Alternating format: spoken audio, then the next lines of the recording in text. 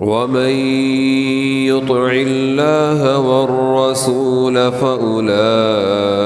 مع الذين أنعم الله عليهم من النبيين والصديقين والشهداء والصالحين وحسن أولئك رفيقا. ذلك الفضل من الله وكفى بالله عليما. يا أيها الذين آمنوا خذوا حذركم فانفروا ثبات أو انفروا جميعا وإن منكم لمن ليبطئن فإن أصابتكم مصيبة قال قد أنعم الله علي إذ لم أكن معهم شهيدا ولئن أصابكم فضل من الله ليقولن كأن لم تكن بينكم وبينه مودة يا ليتني كنت معهم فأفوز فوزا عظيما. فليقاتل في سبيل الله الذين يشرون الحياة الدنيا بالآخرة ومن يقاتل في سبيل الله فيقتل أو يغلب فسوف نؤتيه أجرا عظيما. وما لكم لا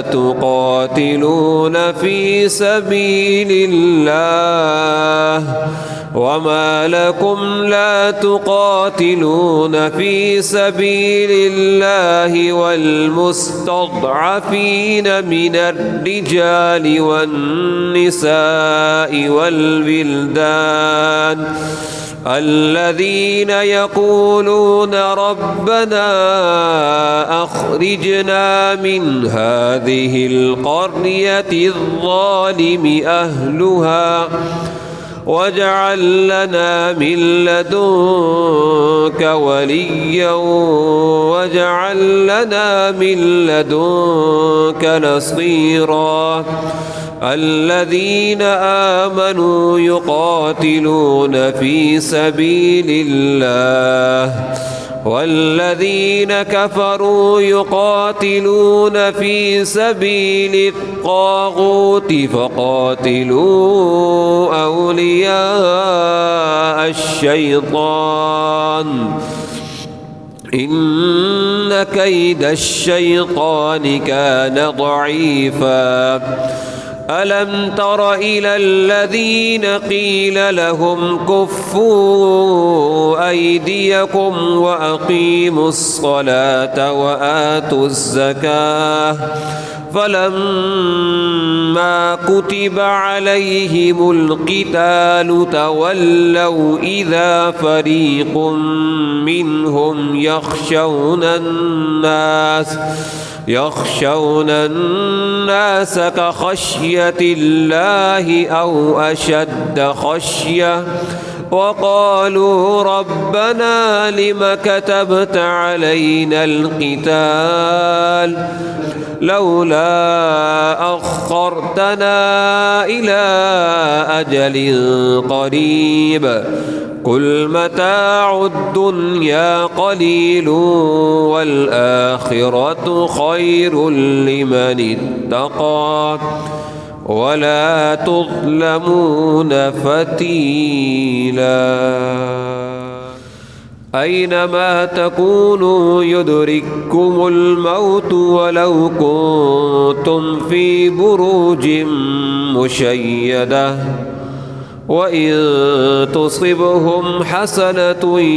يقولوا هذه من عند الله وإن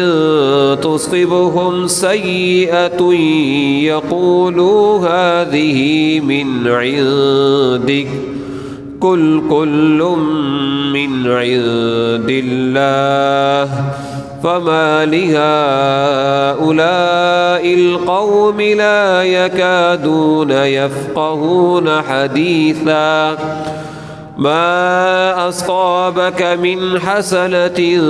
فمن الله وما أصابك من سيئة فمن نفسك وأرسلناك للناس رسولا وكفى بالله شهيدا من يطع الرسول فقد أطاع الله من يطع الرسول فقد أطاع الله ومن تولى فما أرسلناك عليهم حفيظا ويقولون طاعة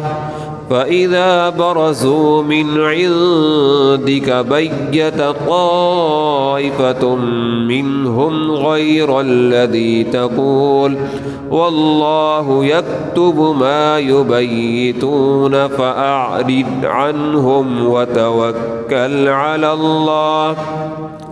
وكفى بالله وكيلا أفلا يتدبرون القرآن ولو كان من عند غير الله لوجدوا فيه اختلافا كثيرا.